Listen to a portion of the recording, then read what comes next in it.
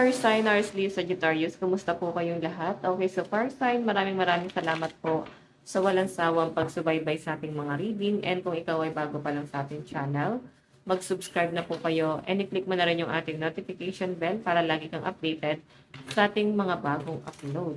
Okay, so fire sign, tignan natin. Gabay kapalaran mo. Ayan, ingat tayo guys.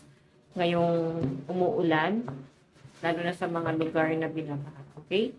So, tignan natin guys, kanino bang gabay kapalaran to? O, gabay kapalaran mo. Meron tayong 5 of Cups. Grabe. Fire sign, kung makikita mo, may mga pinagsisisihan ka dito. Medyo nadadown yung energy mo, nalulungkot ka sa mga nangyayari.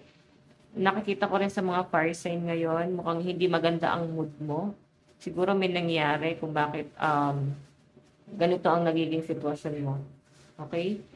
Fire sign, may nasasagap din ako sa inyo na maling action or pwedeng mga decision, pwedeng mga, kung ano man yung mga nasabi mo, kung ano man yung mga nagawa mo guys, may mga pinagsisisihan ka rito.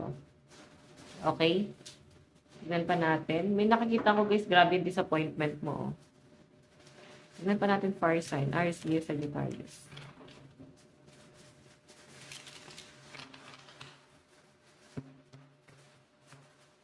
Aries, Leo, Sagittarius.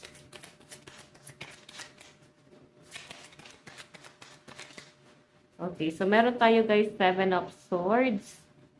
Fire sign, may nakikita ako dito na parang gusto mong umalis sa isang sitwasyon na magulo. Okay, gusto mo lang umalis sa gulo. May nagbubunga nga, may nagagalit. Pwedeng na-encounter mo yan itong mga nakaraang buwan, nakaraang araw, na parang bang grabe kayong kontrolin nitong taong to. Okay? So, nakikita ko rin person, pwedeng sa love life mo yan. Pwedeng ayaw tumanggap ng person mo, ng mga komento. Ayaw tanggapin yung mga pagkakamali niya. So, 7 of Swords, mas pinili niyang umalis or wag nang pakinggan or wag ka nalang patulang. Okay? Tignan pa natin fire sign, Aries, Leo, Sagittarius. Siguro guys, kung bakit tayo kapatulan nitong taong to, feeling ko kasi mahal ka talaga nito. Ayaw niya na humaba pa yung pag-uusap yung dalawa or ayaw niya na humaba pa yung pagtatalo yung dalawa. Okay, kung ano na lang yung isipin mo, parang bahala ka na kung ano yung iisipin mo. Okay, may nakikita kasi ako guys pag-iwas sa kanya. Ayan. Tignan pa natin fire sign, Aries, Leo, Sagittarius. 12 cups. Okay. So, yan sa love life mo ng mga fire sign, no? Nasasagap ko sa inyo. Mararamdaman mo yung partnership. Pero may mga fire sign kasi dito na parang hindi na kayo guys talaga, nakaka-feel ng kilig or hindi nyo na guys gano'n na-appreciate. Mabagal, no? Mabagal yung nararamdaman mo sa taong to. Like, hindi siya guys agad-agad na fall ka sa taong yan. Feeling ko siya, mahal ka talaga niya. Kasi 12 cups, no? Binibigay mo rin naman guys kung ano man din yung ginagawa niya sa inyo. May partnership. Yung iba naman sa inyo guys, pwedeng may mga napipilitan. Yung iba naman dito, umaalis. Pwedeng ginagawa niyo naman din yung best niyo para dito sa relationship na to. Pero kasi mas malinaw na pinapakita sa akin dito fire sign, na parang may mga napagod na, ayan no, nawalan na ng gana. Ang gusto kasi ng mga fire sign, may pagkakaisa dito sa relationship na to. Though, hindi yun yung ine-expect mo na pagkakaisa. Pwedeng nagkakaroon ng pagkakaisa, pero hindi dun sa ine-expect mo na bagay na yon. Ayan. So, tignan pa natin, guys. Tignan pa natin. Oops.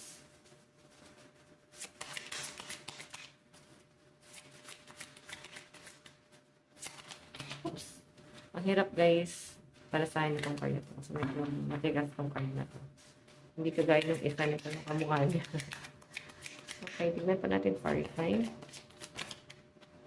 Death and River. Diba? Sa nakikita ko kasi guys, mukhang wina-workout naman to relationship na to.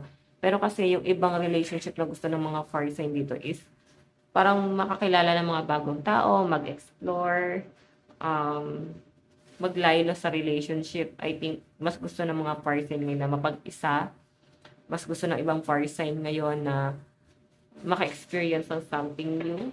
So, nandun kayo sa point na mas gusto mong i-enjoy yung buhay mo. Okay?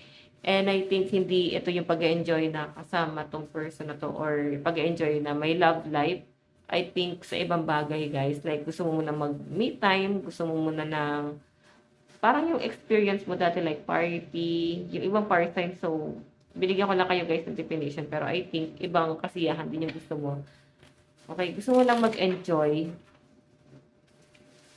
So, death and rebirth, meron dito guys na bigyan ng second chance dito sa relationship na to. So, pwedeng iniwanan ka ng person mo, inabandon na ka nito. So, alam mo yung habang nagsasama kayo, na-feel mo yung pagsisisi, bakit ka humantong sa ganito, bakit siya yung pinili mo. So, feeling ko iniwan ka ng person mo. Then ngayon guys, nagkakaroon ng second chance. Or pwede bigla ka tinalikuran. Death and rebirth. Tignan pa natin guys, isa pang card. Lang natin to. Meron tayong 8 of Cups, di ba? Pili ko guys dahil sa sitwasyon ko bakit ka tinalikuran nitong taong to. Pero sa nakikita ko guys, pag yung 8 of Cups yung lumabas, ibig sabihin yan, minahal ka ng taong yan or mahal ka pa niyan nung iniwan ka. So, siguro nung iniwan ka niya, wala nang talaga siyang choice kundi talikuran yung responsibilidad niya sa inyo para matuloy yung mga pangarap niya. Okay, tignan natin ano ba itong 5 of Cups. 5 of Cups. 9 of Wands. So, iba sa inyo guys, meron kang gustong maging libangan or may hobby ka dito na hindi mo magawa kasi sobrang limitado lang sa oras. Okay, hindi nyo guys makuhang mag-explore, magsaya, parang ganun yung nasasagap ko guys. Siguro dahil na rin guys sa mga responsibilidad or pwedeng dahil busy ka sa trabaho or kung saan ka man guys nabibusy, hindi mo na guys nabibigyan ng atensyon yung mga ginagawa mo or panilibangan mo dati. Okay, tingnan pa natin. May napapabayaan ka rito. Ano tong 7 of Swords? Meron tayong the High Priestess. So, unpredictable guys yung nangyari. Like, akala mo kasi okay lang or di kayo iwan ng person mo. Pero feeling ko guys, nagulat din yung iba sa inyo bakit humantong sa gano'n na parang bigla na lang siya guys, nawala ng gana, bigla na lang siyang umalis, bigla kang tinalikuran. So, iba sa inyo, hindi kayo makapaniwala. Okay, or pwede yung person mo to guys, so bigla mo na lang tinalikuran to, then etong taong to, hindi siya makapaniwala na nagawa mo to. Kasi yung ginagawa mo sa kanya guys na pag-aaruga, pagmamahal. So, feeling ko kasi, di niya yan mahanap sa iba, din feeling niya, hindi magbabago yung isip mo na yan. Pero feeling ko, bigla ka na lang din umalis. May nanawa dito, no? Ano tong 2 of Cups? Meron tayong the Moon, ayan. May nadilihim. First sign, nakikita ko talaga na mukhang hindi mo lang masabi yung totoo, pero nawawalan ka na ng gana talaga dito sa relationship na to. May collaboration naman, mararamdaman mo na tinutulungan ka ng person mo, nag-effort naman siya, ginagawa naman niya lahat, pero I think parang hindi pa rin talaga to guys sapat. Okay, ano tong Death? The Lovers. Oh my God.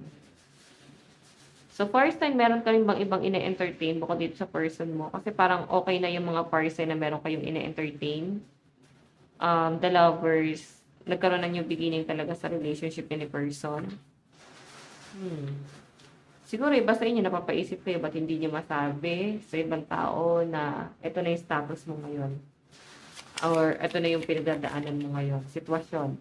Meron tayong the Sun, 8 of Cups, yung iba sa inyo, meron ka ng tinatalikuran dito, like, meron ka ng nililimitahan, meron ka ng iniiwasan. So, kung ano man ito tinatalikuran mo na ito, Farsan, isa to sa mga pangarap mo eh. Bigla mo na lang guys sinalikuran. Dahil meron kang ibang bagay na mas kinukonsider. So, nangihinayang ako guys kasi gusto mo itong bagay na to. Okay? Kumbaga yung mga bagay na gusto mo, parang kailangan mo siyang bitawan pansamantala para sa ibang bagay. Tignan pa natin. Advice. Meron tayong truth is my teacher. So, So, iba sa inyo guys, siguro hindi talaga kayo marunong magsinungaling and ayaw mo rin na parang niloloko ka or pinapaikot ka. Mabilis din maniwala ang mga fire sign. So, ang pinapakita sa akin dito guys, mas nagdududa ka na tuloy sa mga tao sa paligid mo. Mas malakas na yung pagdududa kasi maraming tao or marami kang taong na-encounter na kasalamuhan na hindi naging tapat sa inyo. Okay, so first time, ito lang po ang inyong reading. Maraming salamat po. Bye-bye.